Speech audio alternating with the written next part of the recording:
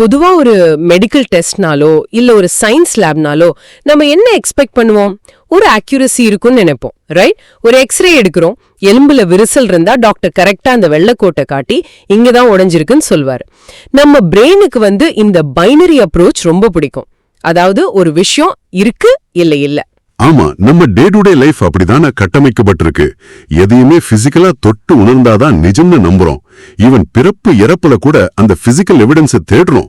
ஒருத்தர் இறந்துட்டா எரிக்கிறோமோ புதைக்கிறோமோ, அவங்க வாழ்ந்ததுக்கான ஒரு சுவர் அங்க கண்டிப்பா மிஞ்சும். ஆனா என்னைக்கு நாம அலச போற இந்த சோர்ஸ் நோட்ஸ் பாத்தீங்கன்னா அந்த எக்ஸ்ரே சயின்ஸ் ரூல்ஸ் எல்லாமே கம்ப்ளீட்டா பிரேக் ஆகிறத நீங்க ஃபீல் பண்ணலாம். எதையும் கொஞ்சம் டீப்பா தெரிஞ்சுக்க விரும்புற உங்களுக்காகவே பண்ணப்படுற இந்த டீப் டைவுக்கு வெல்கம். இன்னைக்கு நாம ஒரு மாபெரும் புதிரை பத்தி பேச போறோம். அதாவது வள்ளலார் அருட்பெருஞ்சோதி பெருவெளியல் கலந்த ரகசியம் அப்படிங்கிற டாபிக்ல இருக்கிற சில ஆச்சரியமான ஆவணங்களை தான் நாம எடுத்திருக்கோம். கரெக்ட்.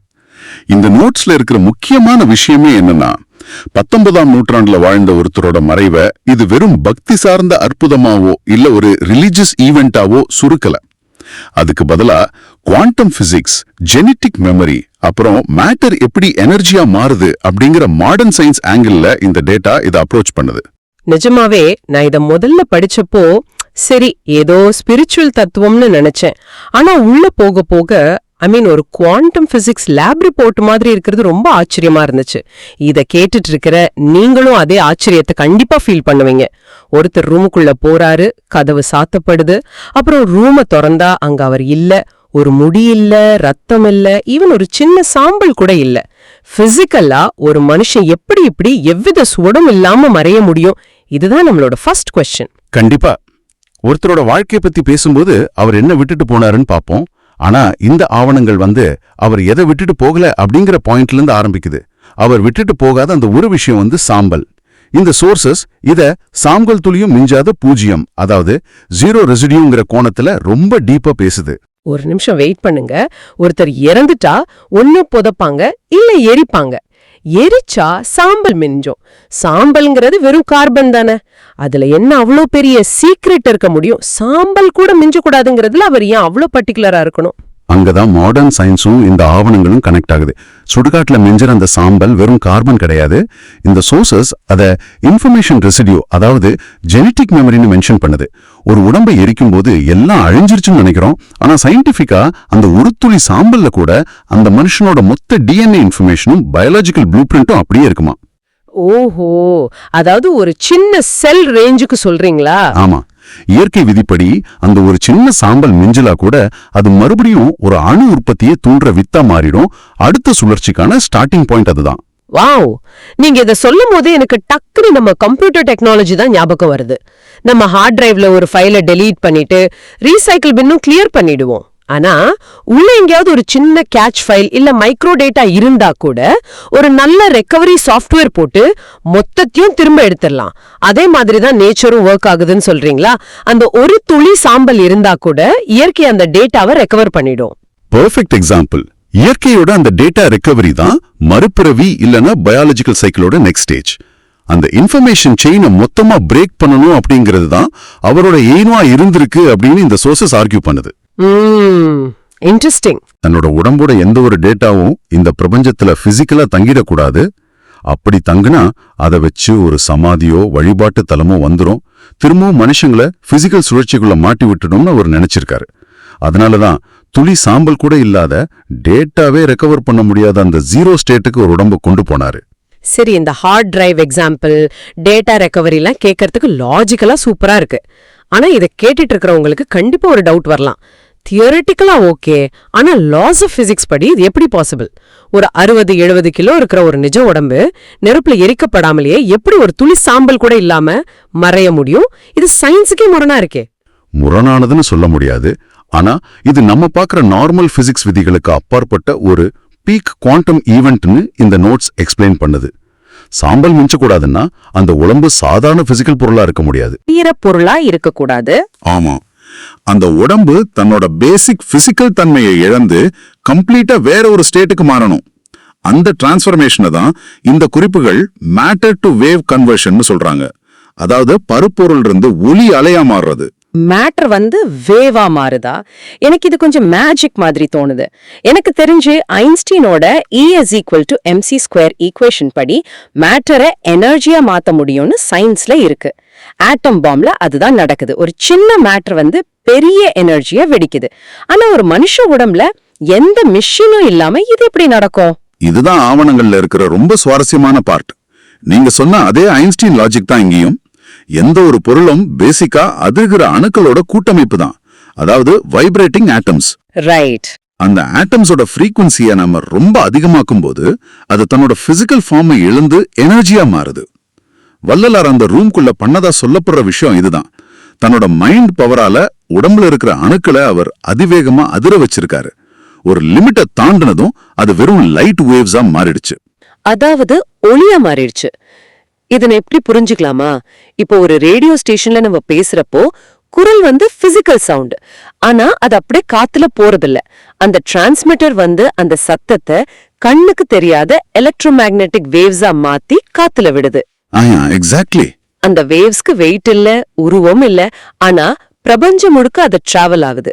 அது மாதிரி அவர் தன்னோட உடம்பையே ஒரு டிரான்ஸ்மிட்டரா யூஸ் பண்ணி தசைகளையும் எலும்புகளையும் ஒரு லைட் ஃப்ரீக்வன்சியா மாத்திட்டாருன்னு இந்த நோட்ஸ் சொல்லுதா.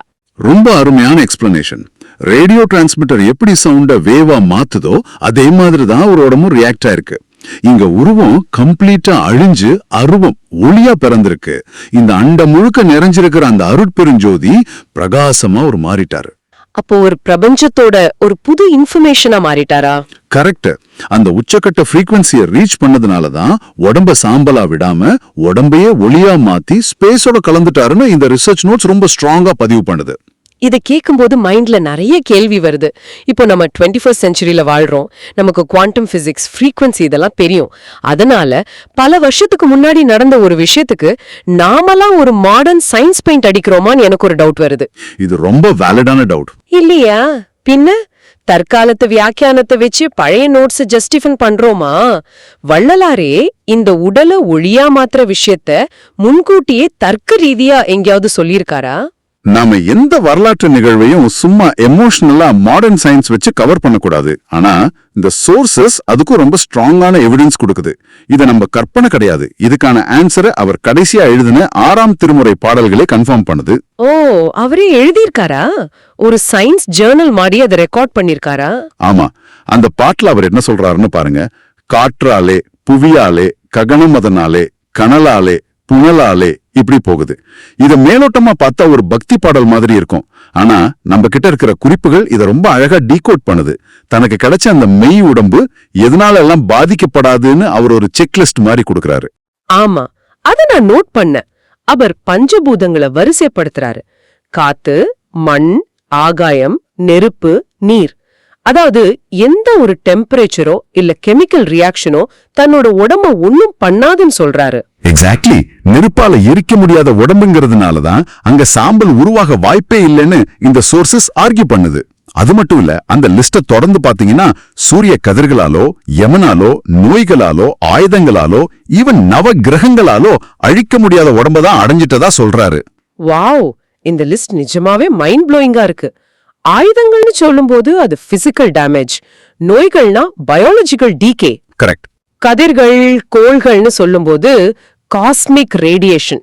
ஒரு பொருளை அழிக்கக்கூடிய அத்தனை பாசிபிலிட்டிஸையும் வரிசைப்படுத்தி இதாலெல்லாம் என்ன அழிக்க முடியாதுன்னு அவர் அவ்வளோ கான்ஃபிடென்ட்டா சொல்றாருன்னா அப்போ அது சாதாரண சதையாலான உடம்பில்ல, அது ஒரு பியோர் எனர்ஜி ஃப்ரீக்வன்சின்னு அவர் முழுமையா உணர்ந்து டாக்குமெண்ட் பண்ணிருக்காருன்னு தோணுது.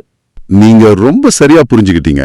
இதெல்லாம் ஏதோ எமோஷனலா எழுதப்பட்ட வரிகள்ல ஒரு அணு சிதைஞ்சு சாம்பலாகி இன்னொரு பிறவி வரக்கூடாதுங்கிறதுக்காகவே இந்த எஞ்சான்றும் அழியாத மெய் உடம்புங்கிற ஸ்டேட்டை அவர் ஒரு எம்பிரிக்கல் லாக் மாதிரி எழுதி வச்சிருக்காரு. ஊன் உடம்பு ஒளியா மாறினதுக்கு இதுதான் ப்ரூஃப். சரி, இதெல்லாம் ரொம்பவே ஆச்சரியமான விஷயங்கள். அவர் தனி மனிதரா உடம்ப ஒளியா மாத்தினாரு. குவாண்டம் பிசிக்ஸ், ஃப்ரீக்வன்சி எல்லாமே சயின்டிபிக்கா சூப்பரா இருக்கு. ஆனா எனக்கு ஒரு மெயின் குவெஸ்டன் இருக்கு. கேளுங்க. இதுக்கும் சாதாரண மக்களுக்கும் இல்ல இது கேட்டுட்டு இருக்கிற ஒருத்தரோட அன்றாட வாழ்க்கைக்கும் என்ன சம்பந்தம்? ஏதோ ஒரு காலத்துல வாழ்ந்த ஒருத்தரோட பர்சனல் அச்சீவ்மெண்டா இது முடிஞ்சிடக்கூடாதுல்ல. இதுல நமக்கான மெசேஜ் என்ன இருக்கு? இந்த டீப் டைவ்ல இதுதான் ரொம்ப முக்கியமான பார்ட். இந்த சோர்சஸோட கோர் மெசேஜ் என்னன்னா, இந்த சயின்டிபிக் ஈவெண்ட்டை ஒரு மிகப்பெரிய சமூக புரட்சியோட அவங்க லிங்க் பண்றாங்க. இத அண்டத்தின் இறுதி தீர்ப்பு இல்லனா தி அல்டிமேட் ஈக்குவலைசர்னு சொல்றாங்க. தி அல்டிமேட் ஈக்குவலைசரா? ஆமா, நம்ம ஆவணங்கள் ஒரு ரொம்ப ஷார்ப்பான சொசைட்டியை உழுக்கிற ஒரு கேள்வியை முன்வைக்குது. அதாவது மண்ணில் எஞ்சும் சாம்பல் மண்ணுக்கே போகும், ஆனா சுடுகாட்டு சாம்பல்ல ஏன் ஜாதி தேடுற? இது நிஜமாவே ரொம்ப ஹார்ட் ஹிட்டிங் குவெஸ்டின். சுடுகாட்டு சாம்பல்ல ஏன் ஜாதி தேடுற? ஒரு பக்கம் உடம்போட பிசிக்கல் லிமிட்ஸ சயின்ஸ் மூலமா உடைக்கிறத பத்தி பேசணும். ஆனா இன்னொரு பக்கம் சோஷியல் லிமிட்ஸ, குறிப்பா இந்த சாதி மதம் மாதிரியான பிரிவினைகளை உடைக்க இது எவ்வளவு பெரிய வெப்பன்னு இப்போதான் எனக்கு புரியுது. இத நாம லாஜிக்கலா பார்க்கணும். ஒரு மனுஷன் இறந்த பிறகு மிஞ்சிற அந்த சாம்பல் கூட ஒரு அணுவை உருவாக்குற ஜெனடிக் மெமரின்னு பார்த்தோம். அந்த சாம்பலே இல்லாத ஸ்டேட் தான் உச்சக்கட்டம்.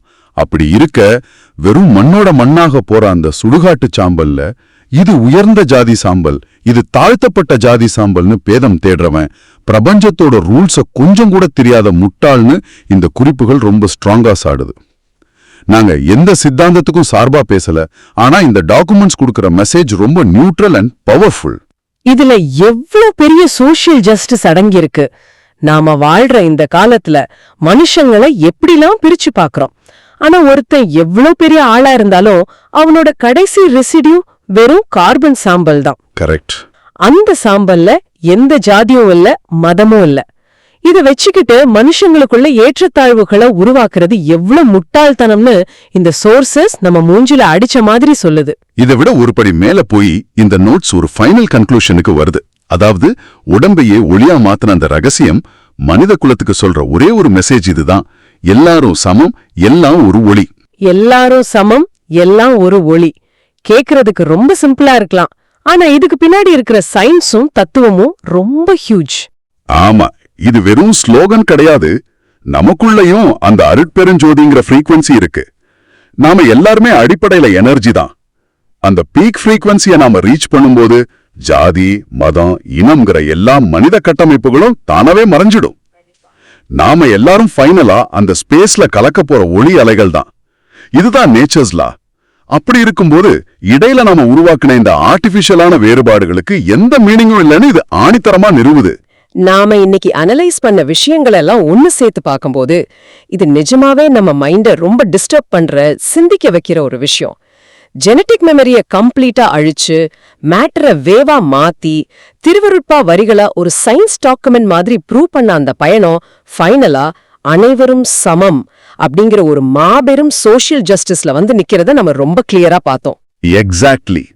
சயின்ஸ், நேச்சர், சோஷியல் ஜஸ்டிஸ், இது மூணும் வேற வேற திசையில போறதில்ல.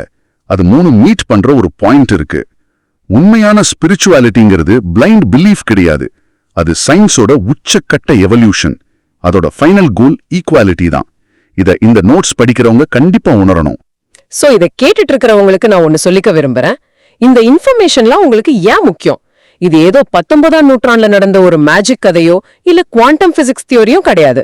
இது நம்ம உடம்பையும் நம்ம சுத்தி நாமளே கட்டி வச்சிருக்கிற அந்த ஜாதி மதம்ங்கிற போலி எல்லைகளையும் எப்படி பாக்குறோம் அப்படிங்கிற நம்ம பெர்ஸ்பெக்டிவை கம்ப்ளீட்டா மாத்தக்கூடிய ஒரு விஷயம். கரெக்ட். இத முடிக்கிறதுக்கு முன்னாடி உங்க சிந்தனைக்கு நான் ஒரு குவெஸ்சன் வைக்கிறேன். நம்ம ஸ்டார்டிங்ல எக்ஸ்ரே பத்தி பேசணும்ல, அந்த எக்ஸ்ரேல எலும்பும் ஆர்கன்ஸும் தானே தெரியுது, நம்ம ஜாதியோ பேங்க் பேலன்ஸோ தெரியறதில்ல. இந்த சோர்சஸ் சொல்ற மாதிரி அந்த ஹை ஃப்ரீக்வன்சியை ரீச் பண்ணும்போது இந்த எல்லா பார்டரும் மறைஞ்சிடுங்கிறது சயின்டிபிக் உண்மைதான். ஆமா. ஆனா அந்த ஃப்ரீக்வன்சியை அடைய நம்ம உடம்பு மொத்தமா ஒளியா மாறுற வரைக்கும் நம்ம வெயிட் பண்ணணுமா என்ன? இன்னைக்கு இப்ப நம்ம டே டு டே லைஃப்ல நம்ம சக மனுஷங்களை பிரிச்சு பாக்குற அந்த எண்ணங்களை நம்ம மைண்ட்ல இருந்து தூக்கி போட்டுட்டு எல்லாரையும் சமமா பாக்குறது தான் அந்த அருட்பெருஞ்சோதி ஃப்ரீக்வன்சியை நோக்கிய நம்மளோட முதல் படியா இருக்குமா? உங்க சக மனுஷங்கிட்ட இருக்கிற அந்த ஒளிய உங்களால இன்னைக்கு பார்க்க முடியுதா? இத பத்தி நீங்களே கொஞ்சம் ஆழமா யோசிச்சு பாருங்க. மீண்டும் ஒரு மாபெரும் தேடலோடு உங்களை சந்திக்கிறோம். அதுவரை தொடர்ந்து தேடுங்கள், தொடர்ந்து சிந்தியுங்கள்.